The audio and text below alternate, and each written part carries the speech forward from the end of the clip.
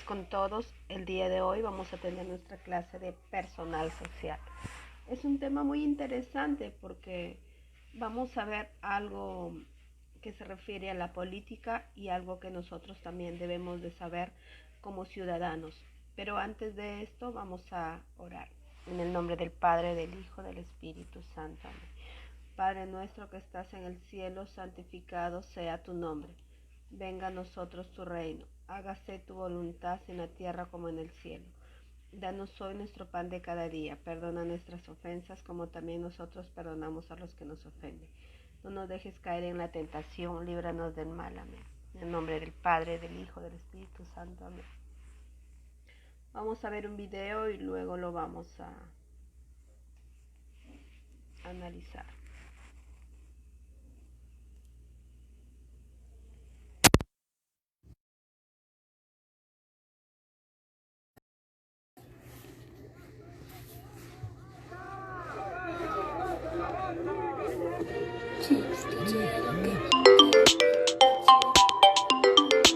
Apuesto estación Avión HH. Ya.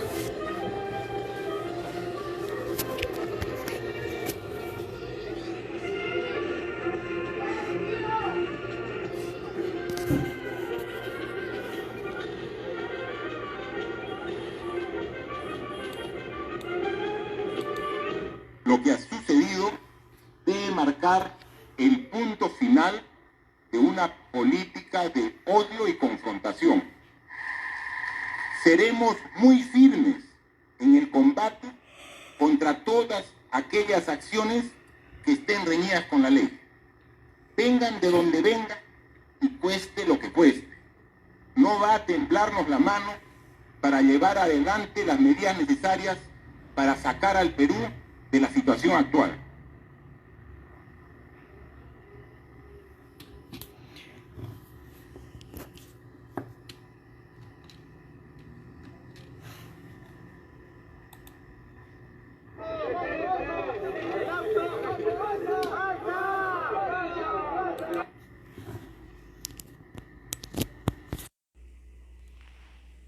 Muy bien. En nuestro video hemos visto al presidente de la República. Entonces, por ende, nuestro tema será el presidente de la República. Pero, ¿qué es lo que vamos a ver acerca del presidente de la República? Vamos a ver sus funciones. Vamos a ver cómo es que llega él, ¿no? ¿Cuáles son en sí los deberes y funciones generales del presidente específicamente de nuestro Perú? El presidente de la República del Perú, ¿quién es? Es el jefe de Estado y de gobierno del país. Es aquel que personifica a la nación peruana. Es el jefe del Poder Ejecutivo y jefe supremo también de las Fuerzas Armadas y Policiales del Perú. Su cargo corresponde a la más alta magistratura del país y al funcionario público de mayor jerarquía. La presidencia del Perú es ejercida por un periodo de 5 años, sin posibilidad de reelección inmediata. Luego de un periodo constitucional como mínimo que haya ejercido el cargo, puede volver a postular. El cambio de mando se realiza cada 5 años. El día 28 de julio, en el Congreso de la República, el actual presidente constitucional de la República desde el 23 de marzo del 2018 es Martín Vizcarra, quien sigue siendo la línea de la sucesión presidencial. Asumió el cargo luego que fuera aceptada la renuncia de hasta entonces el presidente Pedro Pablo Kuczynski. Le corresponde como mandato genérico dirigir una política más destacada y la Constitución del Perú, que es de 1993, que hasta ahora sigue vigente, establece los requisitos y los derechos, las obligaciones que debe cumplir el presidente de la República.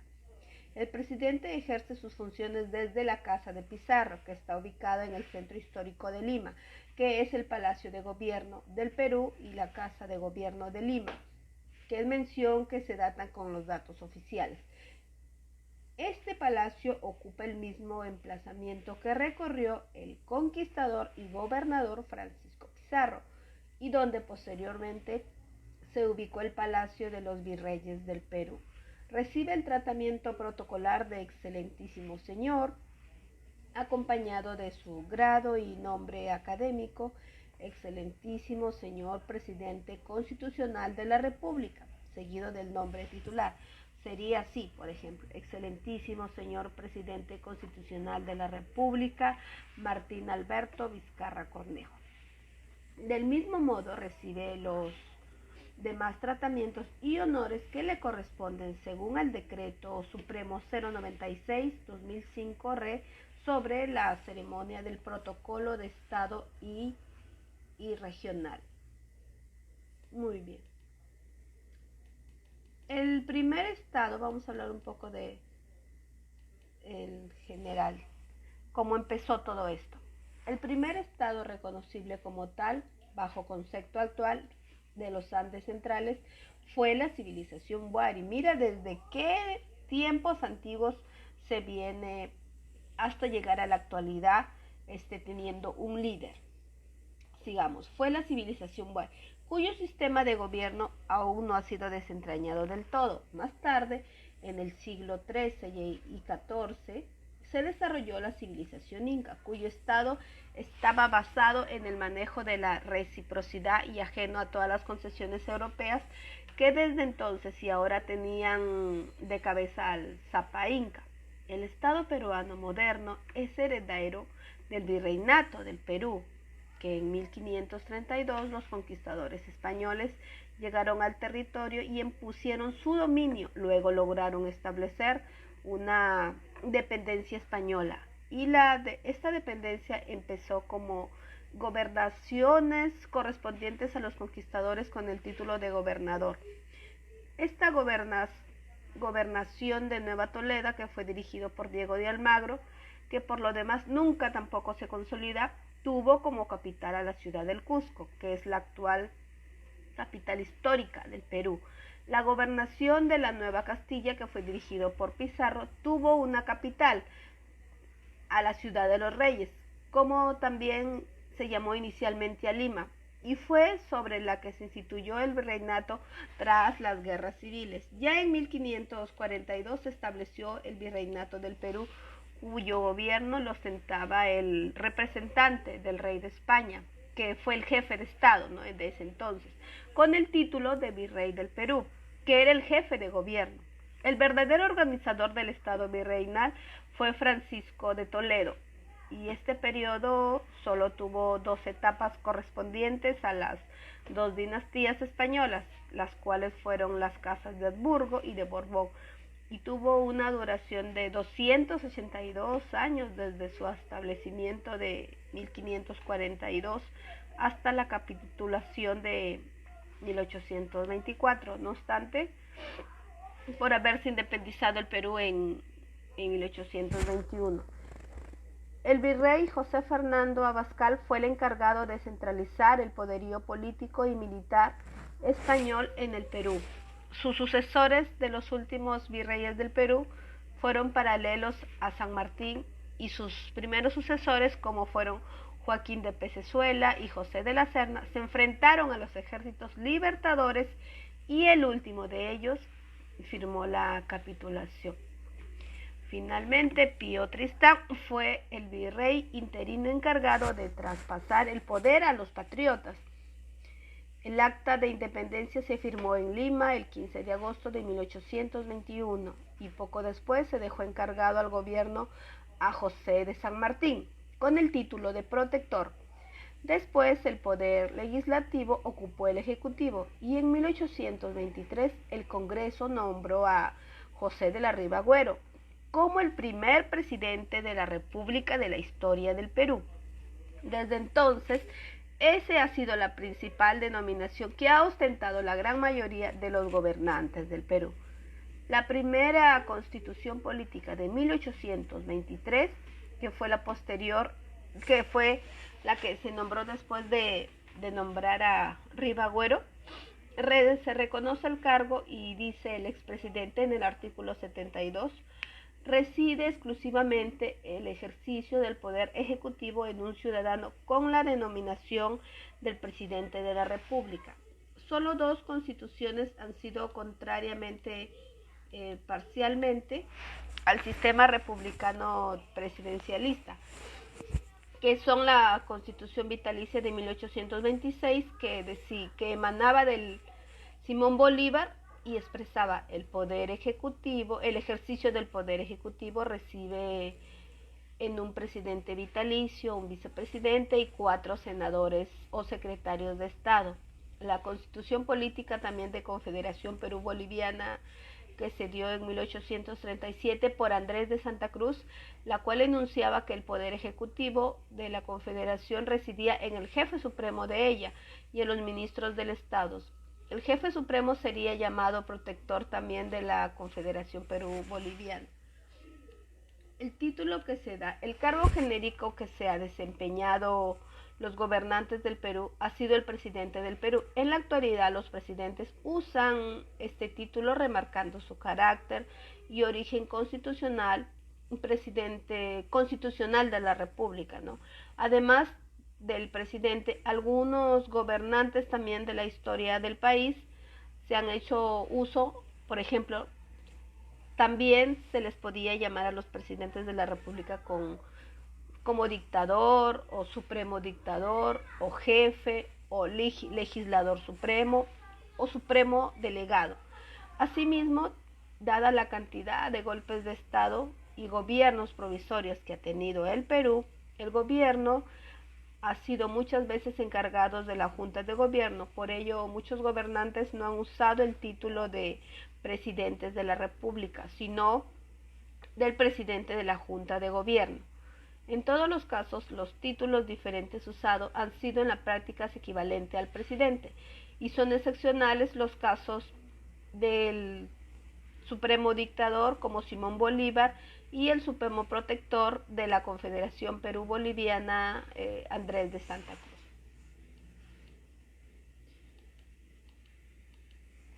Dentro de han habido muchas constituciones, pero empezamos con la primera constitución de 1893, que decía que el presidente debía cumplir las siguientes funciones. El presidente es jefe de la Administración General de la República y su autoridad se extiende tanto a la conservación del orden público en lo interior como a la seguridad exterior conforme a la Constitución de las leyes. Además, la Constitución de 1823 decía que el presidente tenía las exclusivas facultades, por ejemplo, de promulgar, mandar ejecutar y guardar, cumplir las leyes, decretos, resoluciones del Congreso y expedir las providencias indispensables necesarias para su efecto. Otro también tiene el mando supremo de la Fuerza Armada.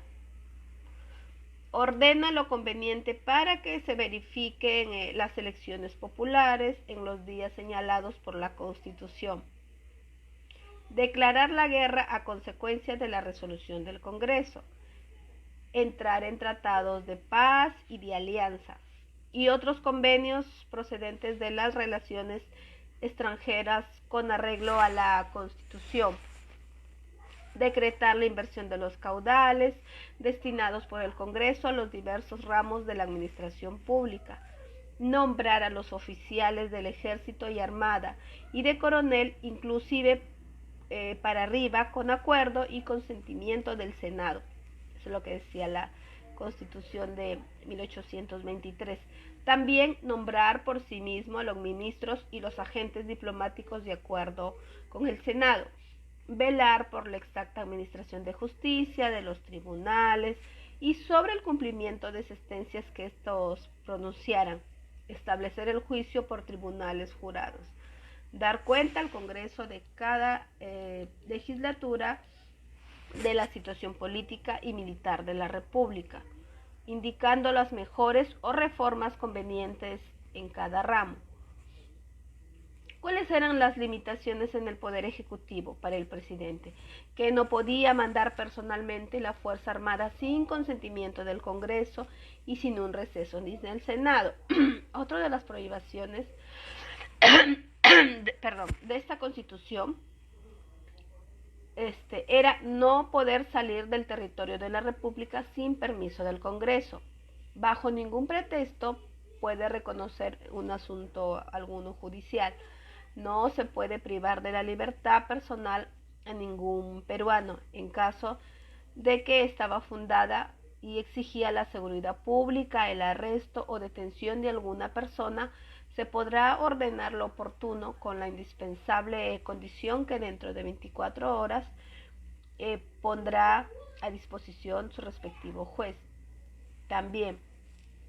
Tampoco imponer pena alguno. El ministro que firmara la orden y el funcionario que la ejecutara atentan contra la libertad individual. Tampoco no puede diferir ni suspender en ninguna circunstancia las sesiones del Congreso. Eso es lo que decía la Constitución de 1823 y la Constitución vitalicia de 1826 atribuye estas actividades, estas funciones al presidente de la República, las cuales son abrir la sesión de cámaras y presentarle un mensaje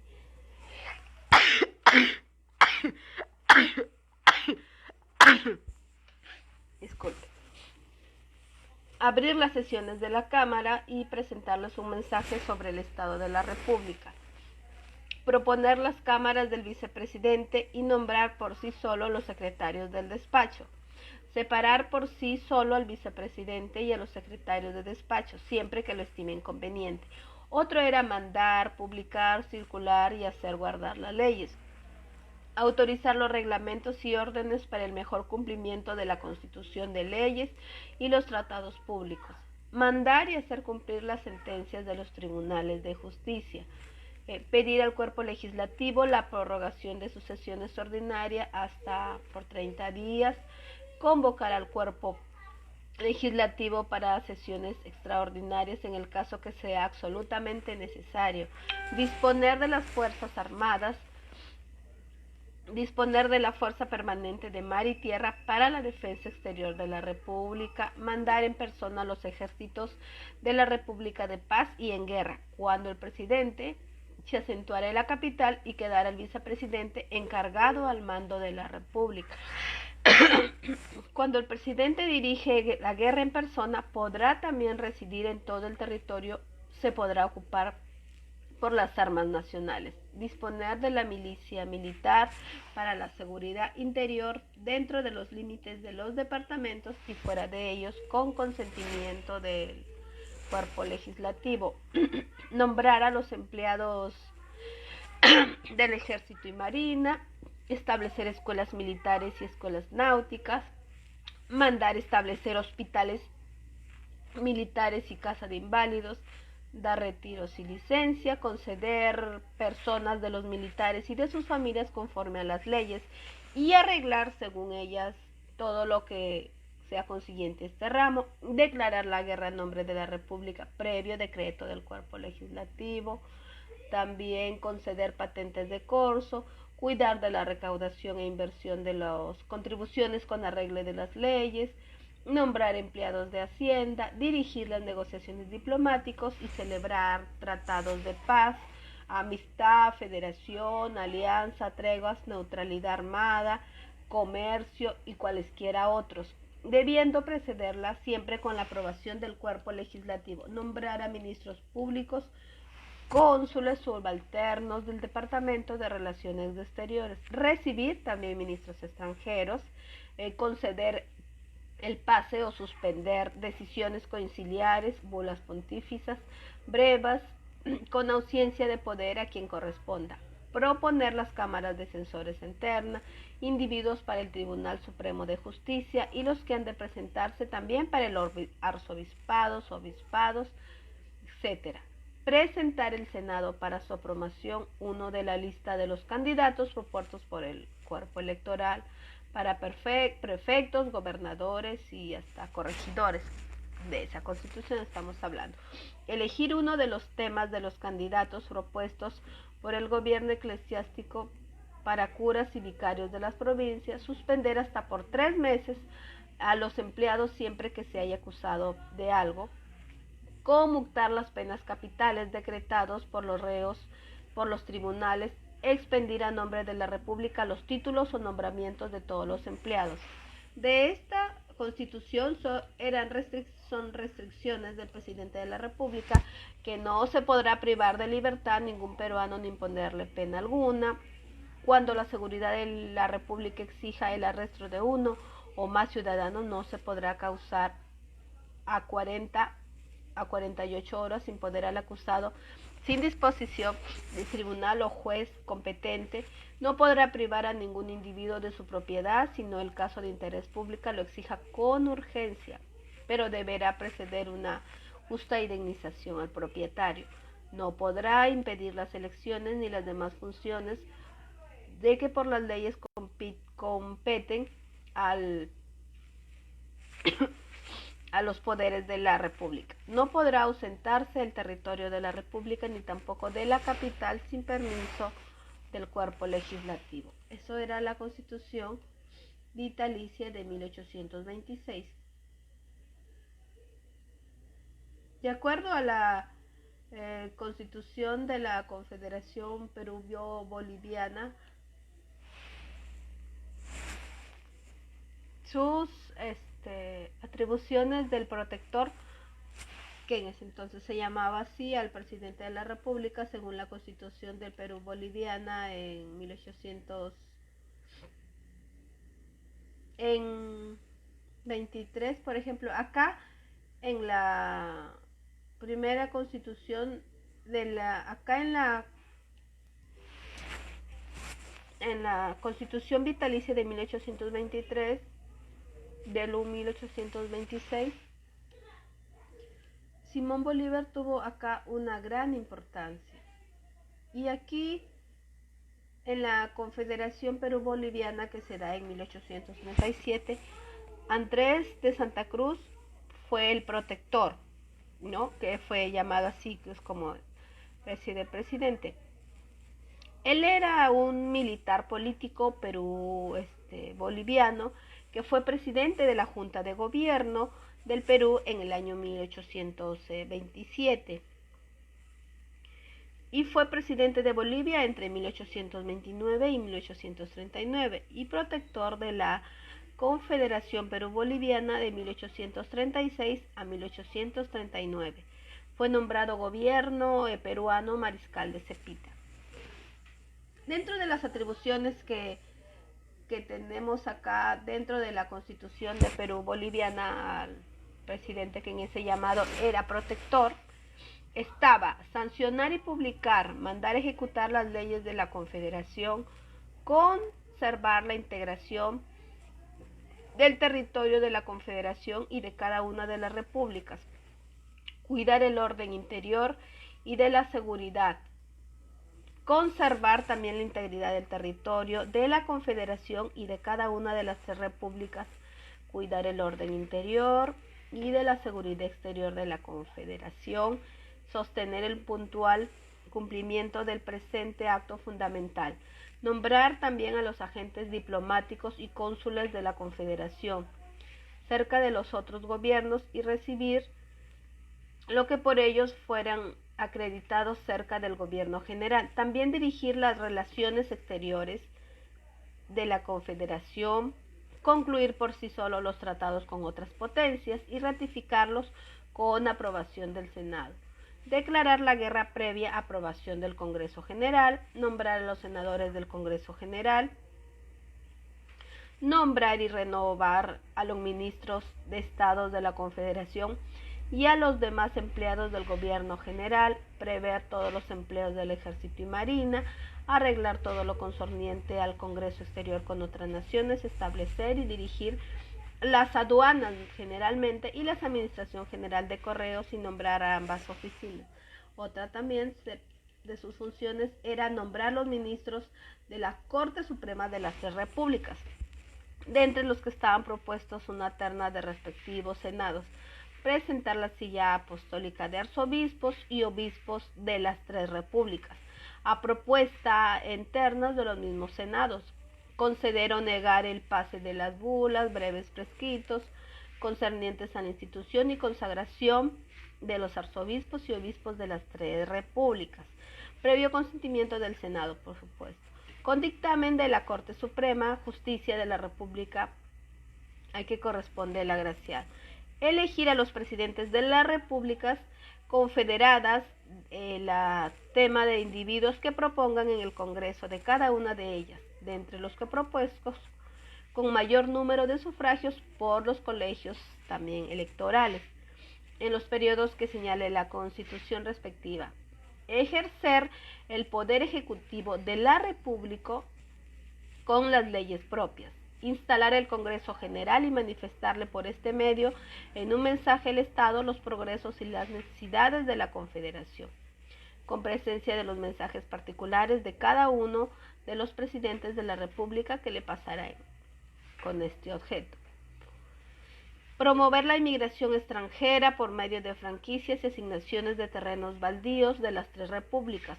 Dirigir y reglamentar los colegios militares de Marina y nombrar sus empleados. Iniciar ante las legislaturas de las repúblicas confederadas proyectos de ley relativos a la educación pública y mejoras para la administración de justicia. Iniciar ante las cámaras del Congreso General todos los proyectos de ley que le presenten que sean tratados con son las distribuciones respectivas de las cámaras. Conceder cartas de naturaleza ciudadano y privilegios exclusivos a los inventores o introductores del territorio de la Confederación, de máquinas útiles a las ciencias y a las artes, y a las que también establecieren la navegación en vapor de las costas, lagos, ríos y de las repúblicas confederadas. Levantar empréstitos previa aprobación del Congreso General. Disolver el Congreso General en época de sesiones cuando manifiesta e indudablemente se apodere de las cámaras del espíritu que desorden que amenaza la paz interior de la Confederación. En tal caso se harán nuevas elecciones de representantes y el nuevo Congreso se reunirá 5 meses después de la disolución, sobre la que informará fundador el protector del mensaje de su apertura. El protector creará los ministerios de Estado que juzgue necesarios para el servicio de la Confederación. Aquí ya no hay tantas prohibiciones. De acuerdo a la Constitución de mayor duración, que fue la del año 1860, son atribuciones de la República del Perú conservar el orden interior y la seguridad exterior de la República sin contravenir las leyes, convocar al Congreso ordinario sin perjuicio de los dispuestos de la primera parte del artículo y al extraordinario cuando haya necesidad, o concurrir a la apertura del Congreso presentando un mensaje sobre el estado de la República y sobre las mejores y reformas de juzgue oportunas, tomar parte de la formación de las leyes que conforme a esa Constitución, promulgar y hacer ejecutar las leyes y demás resoluciones del Congreso, dar decretos, órdenes, reglamentos e instrucciones para su mejor cumplimiento, dar las órdenes necesarias para la recaudación e inversión de las rentas públicas con arreglo de la ley, requerir a los jueces tribunales para la pronta y exacta administración de justicia, hacer que se cumplan las sentencias de tribunales y juzgados, organizar las fuerzas de mar y tierra, distribuirlas y disponer de ellos para el servicio de la República, disponer de la Guardia Nacional por sus respectivas provincias, sin poder sacarlas de ellas, sino en caso de sedición en las limítrofes o también de guerra exterior. Dirigir las negociaciones diplomáticas y celebrar tratados, poniendo en ellos la condición expresa que serán sometidos al Congreso para los efectos de la atribución, recibir los ministros extranjeros y admitir a los cónsules, nombrar y remover a los ministros del Estado por los agentes diplomáticos, decretar licencias y pensiones conforme a las leyes, ejercer el patronato con arreglo a las leyes y práctica vigente, presentar para arzobispos y obispos con aprobación del Congreso los que fueren según la ley, presentar para las dignidades y canonjías de las catedrales, para los curatos y demás beneficios eclesiásticos con arreglo a las leyes y práctica vigente. Celebrar concordatos con la silla apostólica arreglándose las instrucciones dadas por el Congreso. Conceder o negar el pase a los decretos conciliares con asentamiento del Congreso y oyendo previamente a la Corte Suprema de Justicia si fueran relativos en esos asuntos. Y prever los empleos vacantes cuyos nombramientos le corresponda según la Constitución y leyes especiales. Muy bien, vamos a ver un video sobre las funciones del presidente de la República en la actualidad.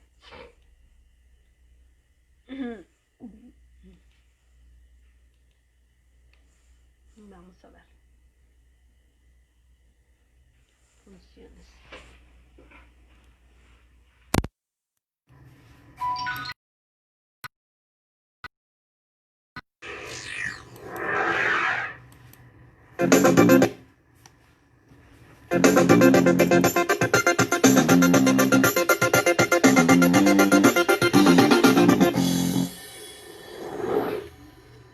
Hola, bienvenidos al Derecho y al Revés.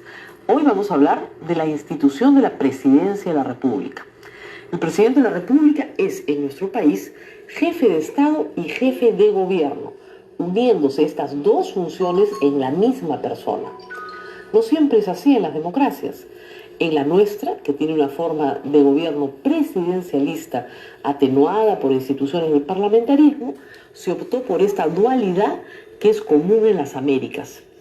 El presidente de la República tiene un conjunto de funciones propias que le otorga la Constitución. Sin embargo, todos sus actos deben ser acompañados del refrendo de un ministro de Estado, dado que este último será siempre el que asuma responsabilidad política frente al Congreso. La interpelación y la censura en instituciones prestadas del parlamentarismo no alcanzan jamás en nuestro sistema al presidente de la República. Por ello, todos los actos de gobierno del Poder Ejecutivo tienen que estar bajo la competencia de un ministro de Estado. Durante su mandato, el presidente no puede ser juzgado por ningún delito. Solo puede ser acusado por traición a la patria, por impedir las elecciones, disolver el Congreso, sin los requisitos establecidos en la Constitución, o por impedir el funcionamiento de los órganos electorales. Es decir, actos graves que impidan el normal funcionamiento de los poderes del Estado o la libre continuidad democrática. Si fuera hallado culpable, el cargo vaca por destitución. La presidencia también puede vacar por muerte, renuncia, salir del país sin permiso e incapacidad física o moral. Esta última causal de vacancia ha sido objeto de gran controversia como válvula de escape constitucional, dado que, no pudiendo ser juzgado el presidente durante su mandato, una mayoría parlamentaria calificada podría destituirlo, sin que el concepto de inmoralidad tenga hoy un desarrollo legal. Hasta hoy, tal caso no ha existido, salvo como hipótesis. Si vaca la presidencia de la República, esta será ocupada por el primer vicepresidente. En caso de impedimento de este, por el segundo vicepresidente. En caso de impedimento de los dos, por el presidente del Congreso, quien asumirá la presidencia de la República y convocará de inmediato a elecciones. Tal fue el caso histórico de Valentín Paniagua. Para ser presidente no hay más requisitos que ser mayor de 35 años, peruano de nacimiento y gozar del derecho de sufragio. Por ley se ha señalado el conjunto de funcionarios que deben renunciar 6 meses antes a su cargo público si desean postular a la presidencia. Sin embargo, la prohibición es absoluta para los parientes directos y para el cónyuge del presidente de la República. La reelección inmediata está prohibida en el Perú, mas no la mediata. Es decir, transcurrido un periodo de 5 años, quien fuera presidente puede volver a hacerlo. Desde 1993 hasta el año 2000 estuvo vigente la reelección inmediata por un periodo. Luego de la caída del régimen de Fujimori quedó prohibida, tal como lo estaba en la Constitución de 1979 y la de 1933, que prohibía incluso siquiera proponerla luego del término violento del régimen de Leguía. El presidente de la República nombra a su presidente del Consejo de Ministros. A propuesta de este y con su acuerdo, conforma un Consejo de Ministros, cuyas carteras son creadas por ley. Los ministros son responsables por todos sus actos y por los actos del presidente que refrenden. También son solidariamente responsables por los actos del Consejo de Ministros, a no ser que renuncien inmediatamente. Al presidente de la República se le encomiendan tareas ejecutivas que se desarrollan a través del Consejo de Ministros.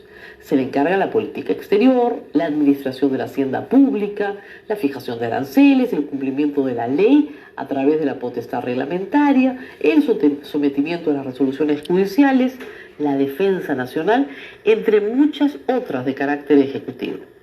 Seguiremos hablando en una próxima oportunidad del Poder Ejecutivo.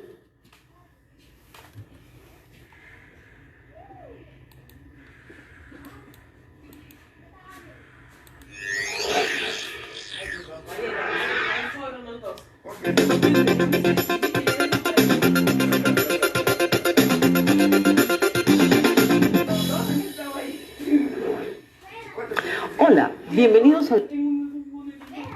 No sé si lo viste con